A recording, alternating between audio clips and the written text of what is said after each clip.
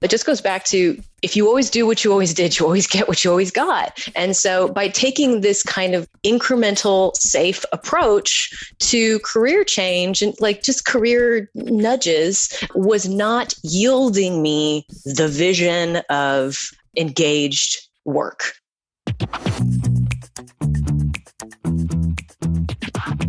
This is the Happen to Your Career podcast with Scott Anthony Barlow. We help you stop doing work that doesn't fit you, figure out what does, and make it happen. We help you define the work that is unapologetically you and then go get it. If you feel like you were meant for more and you're ready to make a change, keep listening. Here's Scott. Here's Scott. Here's Scott. Why does making a career change feel risky to so many people? I mean, I get it. If you're in an organization where the pay is great or the benefits are awesome, or you have the flexibility that you want to continue to have, or maybe even the people are absolutely wonderful and you're afraid of losing all of that. But here's the thing. Even if you're not really happy with the job and not really happy with the situation, what goes through so many of our heads is it worth taking the risk on a new career and possibly losing all the good parts? But have you ever considered why it feels risky to you? Now, I would argue two things. One, that after doing this many, many years, not just the podcast, but helping thousands of people through career change, we don't typically see that people are losing all the good parts. We see that rarely ever happens. And instead, I would argue that the far larger risk is the risk of doing nothing and staying for more years of your life in a situation that's no longer good for you. I feel like I've been on autopilot. I've been checking boxes that my elders told me to check. So not really taking risks and listening to my heart. So that was my first kind of like, something's got to change. That's Stephanie. She worked for years in a community college environment and was plagued by an aversion to risk. I think it's pretty safe to say she was comfortably unhappy in her role. Now, once she finally saw the writing on the wall, she decided to face her fears and embrace the unknown to find her ideal role. Now, here's the really crazy thing. If we fast forward to what happened at the end of her change, she ended up surpassing her own expectations by a long shot in terms of salary and what was possible for her and her happiness in her career. Now, I want you to listen for that. But let's start out as Stephanie shares right here, right now. What caused her to want to make a change in the first place? I will say that I feel like I've been toying with my career for like a decade. But looking at the work that I've been doing in the last couple of months or the past year, previously in that last decade, I wasn't bringing intentionality and reflection and risk. I was taking these kind of like small, hopeful, fingers crossed kind of pivots. But then questioning like, is this the right company? Is this the right role? And then later, that imposter syndrome comes up. Is it me? Is that what's wrong? I was actually listening to the podcast that you did with Dan Pink, and he said something to the effect of many people go their lives half asleep. Am I quoting that right? Something like that? It was something similar to that. Yes. So that actually really hit home with me because my husband and I, about 7 years ago, had been toying with the idea of moving across the country, going out west, just upending our lives. And in my sign-off letter to the organization I was working at the time, I feel like I've been on autopilot. I've been checking boxes that my elders told me to check. So not really taking risks and listening to my heart. So that was my first kind of like, something's got to change. But I kind of leaned on moving across the country to be the like thing that upends everything and changes my career. And so needless to say, that was not the solution. I'm so glad that I did it. It was amazing. I've actually moved back to the East Coast since that initial. But, so I shook up the industry that I was working in. I started working in higher education. I started digging heavier into a different industry, but turns out that wasn't the solution either. So one of my favorite quotes is, if you always do what you always did, you'll always get what you always got. So it became evident that I was ready to move back across the country to be closer to family. I said, I have got to do right by my career. And so that foundational work began.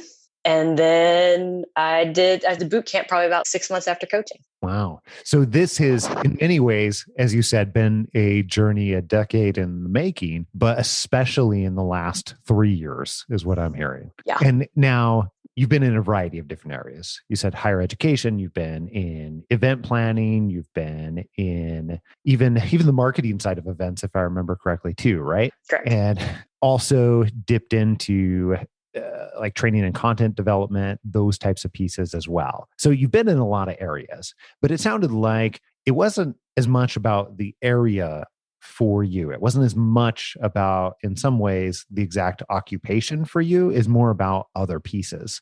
So, as you were thinking about making this change and you're really starting to take some steps, then what were some of the pieces that at that point in time you were feeling like you were either missing or wanting to change? What was the reason for the change? Some people, they have a calling, and that's not the case for everyone. I've listened to enough of these podcasts to know that it's okay if you don't have a calling. It's okay. It is okay. It'll be okay. I made peace with that, but it's like I had these fits and starts of, I'm passionate about this. And then like a year or 2 or 3 later, I'm like, I hate this. I had a very specific moment where I was moving away toward event planning over several years, but I had to lean back into it when I moved across the country because I had to get a bridge job. And I remember this woman coming into the office, and she was a client. It was a big convention center. And she came in devastated. The event is going on. And she said, we agreed on white napkins. In ballroom A, there are white. In ballroom F, there are ivory. I mean, she looked like the world was ending. And I was like, I can't do this anymore. This is not what I want. So where is that spark? And, marketing wasn't doing it for me. And I even started like a local networking organization for marketing because I was like, this is it. This is cutting edge. And I was like, man, I really like these people, but this isn't doing it for me either. So I think really what it comes down to is just, I wanted to feel engaged with the work that I was doing. I wanted to be excited about it, even if it's not a calling.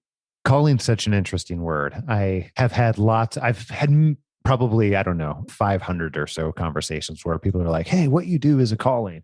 And I don't even know if I'd identify with that word, to be quite honest. I can absolutely see how people get that. However, I really don't necessarily identify with that word. And I think that the reason I'm bringing that up is because it doesn't have to be something that you feel like is a calling, but it does have to hit all the buttons per se for you to feel fulfilled, rewarded, engaged. And maybe it doesn't even matter that much about what word you identify with, but where you're feeling something towards it emotionally. And that is something that is on an ongoing basis. And often we see that lines up with not just the work itself, but also the environment and the type and way that you're making an impact. And you can see that impact. Because I think the story that you told is really interesting one, because I have met some people in the world where they would describe that napkin situation and they would say, you know what? This event mattered so much to that person that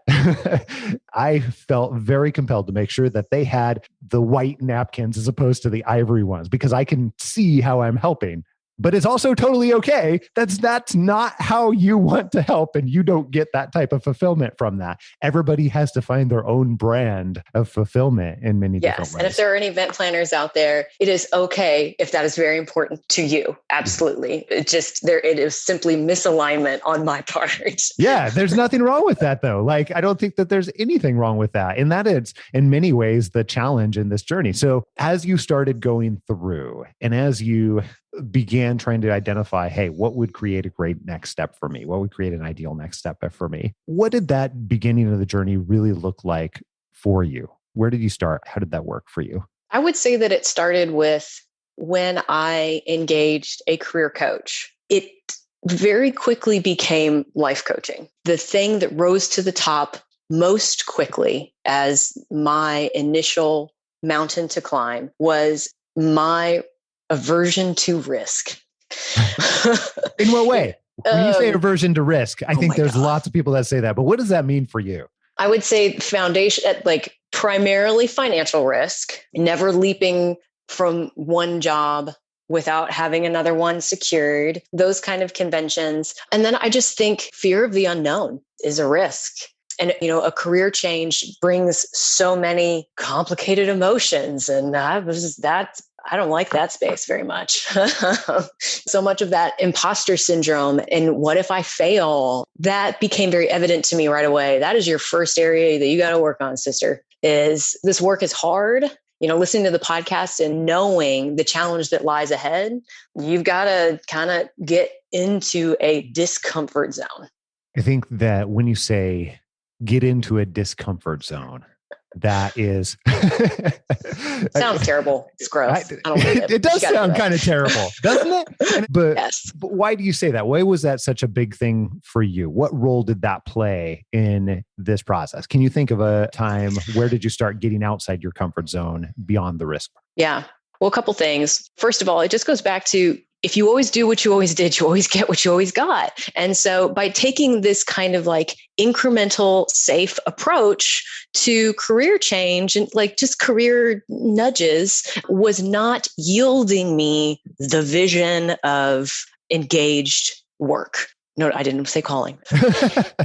So for me, I know this sounds strange because it sounds so nice, but meditation and reflection, going back to what we were previously talking about, getting deeper into my why. So much of the boot camp work resonated with me, because it was your first response, you need to go deeper. You need to ask yourself, is it 3 whys, 5 whys? I can't remember. There's a problem-solving methodology that has an exercise where it is 5 whys. And generally 5 whys is deep enough. And it goes something along the lines of, and I think this is what you're alluding to, Stephanie, is you're saying, well, why am I at work? Well, because I need to earn money. But why do I need to keep going a layer and a layer and layer deeper? Or it's, hey, why do I feel that I want fulfillment? And then going to the next level. Well, because I feel like I'm missing something. Well, why do I feel like I'm missing something? And just keeping going layer and layer until you get to what's called root cause. But now that everybody's caught up, why was that so interesting for you? Because that's really where the meat was, where my values were, where the answers were. I'll give you an example. And I think this is your 8-day mini course. I loved the question, if you had the opportunity to teach something, what would you teach? And one of my answers was, I love branding. I love creating a whole world for a company and a look and a feel and a tone, and especially, a lot around communications, because that really is a major kind of pillar in my skills and my interests. But through asking why and digging deeper, I realized that there was more to that for me in that it was organizational culture. It was company branding that I really was digging into and latching onto. That was a thread for me. So that led me down that path of not only is culture important to me in wherever my career goes, company culture and good work-life balance, and, throw out those buzzwords, but I need to be in it. I need to help direct it in some way. Doesn't mean that I am the director of culture for company X, but it was through those kinds of exercises that I was able to pull out that thread. And if I hadn't been meditating as part of that, creating that kind of, it doesn't sound uncomfortable when I say it, because it's like meditating is really nice. But for me, and digging deeper and taking time to myself, also, that's a whole other thing that I'm sure many career searchers can understand and empathize with, is just the time to do this and to justify nothing. You just sit here and you think, can be really hard. So another way that I was adding disruption to my life, adding discomfort, is taking on hard conversations at work that I would have normally run away from screaming. For example, I don't like interpersonal conflict. I don't know who does, but I'm like, it's my kryptonite. But man, did it get me out of my comfort zone? Did it challenge me? Did it keep me on my toes? Does that directly relate to my career, kind of work and the results that I got? No, but it got me in a better space to be broader in the way that I was thinking and just more welcoming of discomfort. That's really interesting. So one of the pieces and parts that I had picked up as you were going through making this change, just in tidbits of communication, I can't remember whether it's from a conversation or from an email, but it really seemed like this was an inching along process for you, and not in a bad way at all, in a great way. And when I say an inching along process, it seems like each of these little pieces, like taking the time, not just the meditation itself, but taking the time, the practice of taking the time to meditate and do something that normally wouldn't have, or get outside your comfort zone with some of these conflict type conversations. Each of these paved little tiny inch spaces to be able to get to the next step and the next inch. And that was really, really interesting to me, because I think you did such a great job of going 1 inch at a time consistently, even though it probably didn't always feel that way. It felt like 17,000 inches at the same time.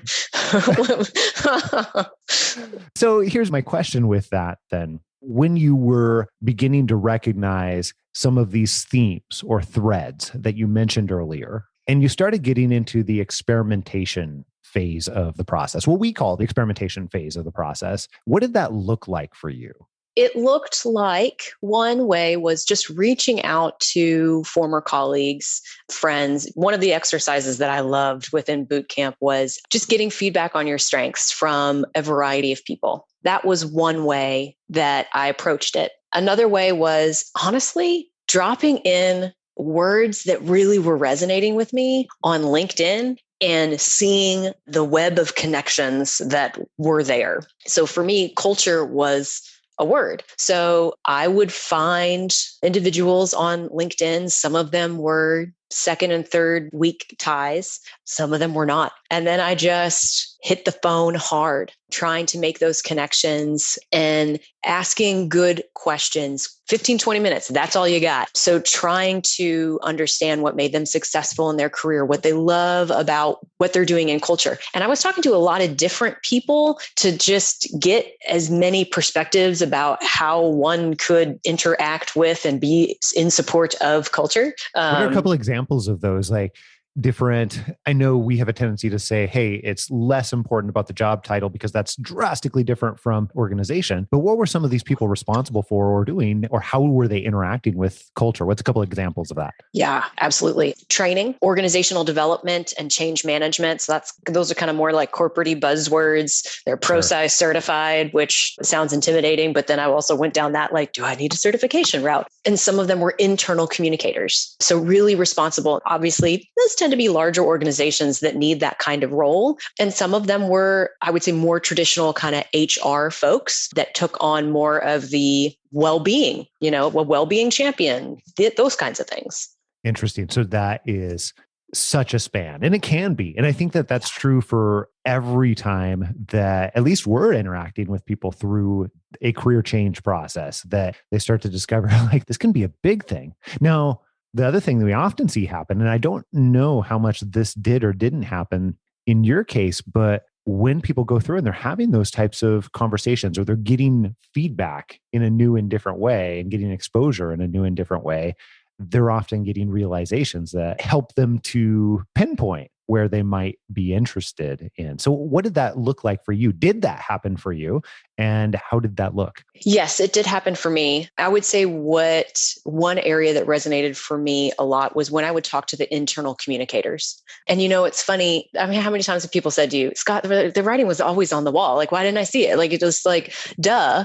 But when hindsight's 2020, but for so long in different organizations, you'd be in a situation where you would be at a table with your coworkers and somebody would ask you, why do you like working here? Why do you work here? Yeah. And my coworkers would have some mission-based answer. I worked in higher education. I'm here for the students. And then it would get to me.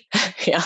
And then I would here for the white napkins. Y'all, I'm here for you. I mean, other people would say that too. I love my coworkers, but I worked in theater. Yes, the art is so important. But I found myself saying, I'm here for my coworkers before I'm here for the art, before I'm here for the students, before I'm here for the mission-driven thing. So that was a huge realization for me. So then kind of combining all of that together and realizing like that particular example, internal communications, that's my customer, is the coworkers. Duh. Okay, so that's such an interesting example, Stephanie, because I think There is so many different ways that can go. First of all, you made a really great point that often when people go through this type of process and they are trying to clarify what makes an amazing next step for them and even beyond that and what great looks like. And you know that we often, if we're helping with that type of change, then we'll often help in the form of creating what the ideal career looks like and a profile of that, if you will. However, I think the great point that you made there is that so often it comes out on the other side where the writing has been there and now you can clear enough away to be able to pay attention to it in a way that simply wasn't possible before. And I think so many people go into this process thinking, you know what? I'm going to discover something brand new. I'm going to be a beekeeper, or I'm going to be insert your occupation here that is just absolutely polar 180 from whatever, people have been doing. And that's so often not the case. It occasionally does happen, but so often it's not the case. So great point. And then for you, my question becomes, as you were thinking about that writing on the wall piece, what caused you to begin to pay attention to it in a way that was helpful for you?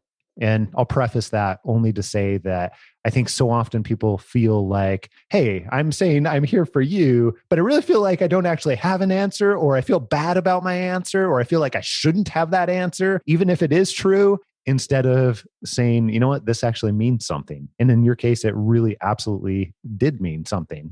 Meant everything in many different ways. Yeah. One of the terms that you hear a lot, or one of the phrases in boot camp is, what can you not stop doing? And so for me, thinking about my coworkers, and not that the customer is not important, the customer is very, very, very important. But when your knee-jerk reaction, when you look at a process or a communication or anything is internal versus external, that was a light bulb for me. The other thing that I wanted to ask you, because it's easy to sit here and say, okay, if we skip to the end of what this story looked like for you, you got not one, but multiple job offers. You did a fantastic job negotiating with both of those job offers. And you worked, speaking of those conflict conversations, you had some more conversations that were way outside your comfort zone, and you did a fantastic job with those. But, aside from that, what would you say was the hardest part of making this type of career change, the type of career change where you're putting yourself in the way that you want to show up in the world first? I would say that the hardest part for me was just taking risks in general. It's such an uncomfortable thing for me. But to that end, I moved across the country yet again without a job. And it really was the right decision for me. But the work was really hard and sometimes a confidence killer. And so to be so drained, and you're already trying to fight your fear, like, I don't know if I can call this person. I don't know if I can leave this job, in addition to just being kind of run ragged from the phone calls and the trying to figure it out, that I wasn't anticipating that drain and that challenge, that uphill battle. I thought it was going to be ripping resumes apart, like, I'm embarrassed. Okay. It goes so much deeper than that.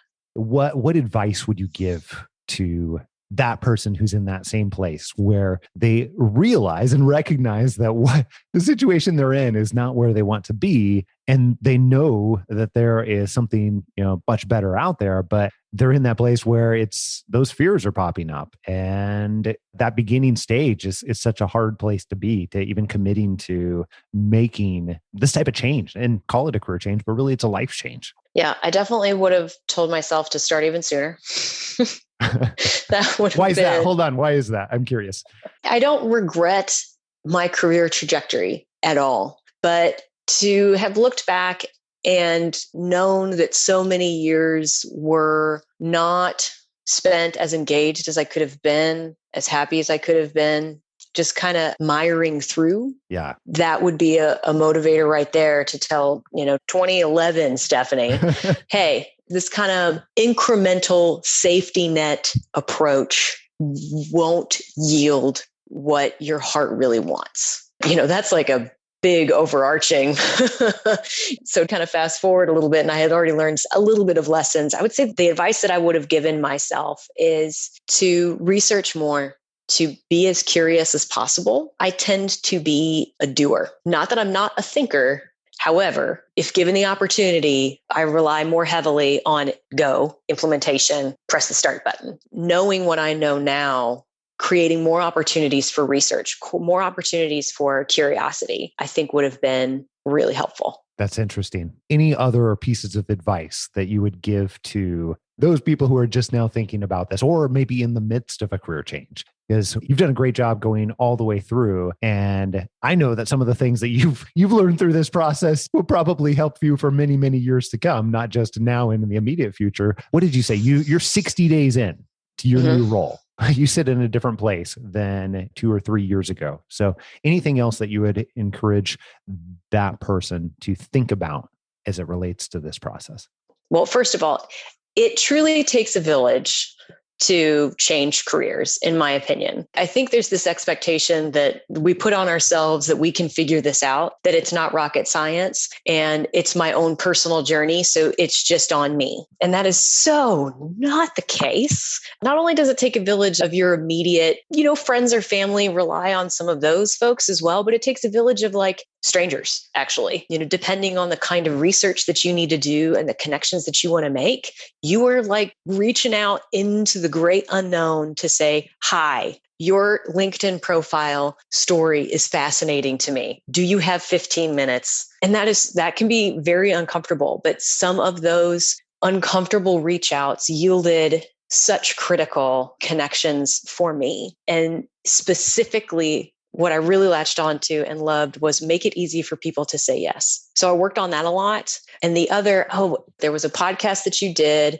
Jay Papasan. Yes. Yeah, Jay's great. That piece of advice that he gives about relationships are like bank accounts. You have to put in deposits before you can make withdrawals, is actually the specific piece of advice that got the ball rolling to get me to the job where I am right now.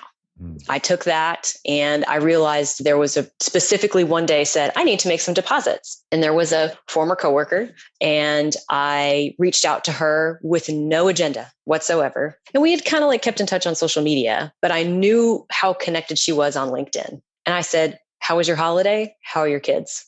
And the rest, I don't want to say the rest is history. First of all, it's really trite. And the next 2 or 3 months were like really painful on a roller coaster. But it was literally that idea and therefore that moment of sending that email that set the rest in motion. That's interesting. So you're saying that taking that idea of building relationships or giving to others without expectation is part of how I'm interpreting that, and making those deposits, if you will, then that is part of what led to this actual opportunity for you.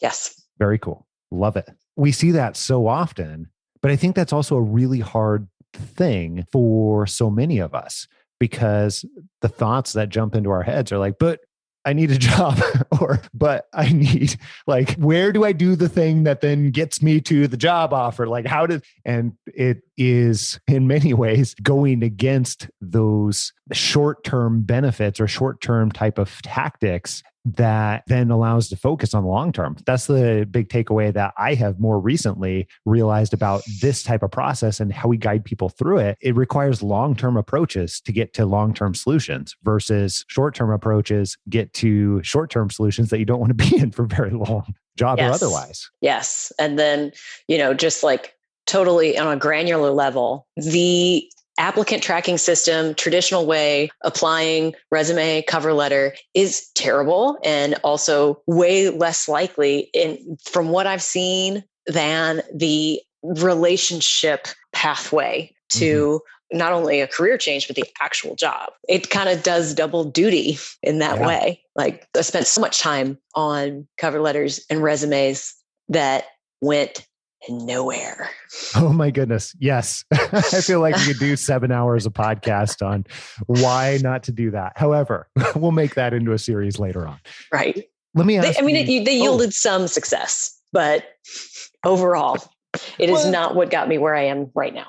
I think that it really depends on what your goal is. We've really toyed around with how to explain this in a way that makes sense, but it's hard to explain it in a soundbite. But if you think about it in terms of, if your goal is to get a job, maybe even a well-paying job as quickly as possible, then that means that going on job boards and looking at what is open right this second and what people need and trying to match yourself into that is the best way to go, if that's your goal. However, if you have goals much more like what you've described, Stephanie, where you were looking for that fulfillment, you were looking for that calling, you were looking for that thing that was missing in one way or another, or multiple things that were missing, and that's really what you want, and that's a priority for you, it requires a completely different solution. It requires completely different tactics. It requires completely different. So I think it really does depend on your goal. And you've done a really nice job taking steps that lead you towards what your goal actually was. One more thing I really wanted to ask you about, partially because we were just talking through it before we even really hit the record button here at the beginning of our conversation, but you did such a nice job working through multiple offers, and that was very uncomfortable for you. Yes. So first of all, what's not always obvious is the work that it takes to get to more than one offer. When we talk about 2 or 3 or 4 offers on this podcast, I think it gets glossed over and people don't realize how much work. But what was your biggest takeaway in working through that type of situation before we end here? I would say transparency and honesty were really, really helpful. To call someone that, and I have to say that this particular human being was so lovely and saw value in me that other interview situations had not, I couldn't feel that the way that I could feel this with this particular company and individual. So hello makes it so much harder.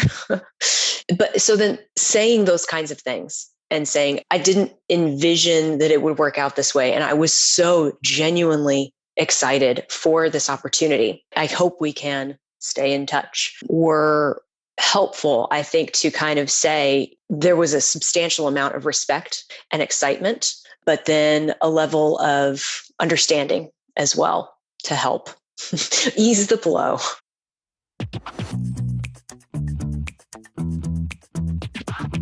Hey, if you've been listening to our episodes here at Happen to Your Career and you want to make an intentional career change to much more meaningful work and have it neatly laid out into an organized framework, well, guess what? We actually have that available for you in the Happen to Your Career book. It's available on Amazon, Audible, anywhere else where you get your books.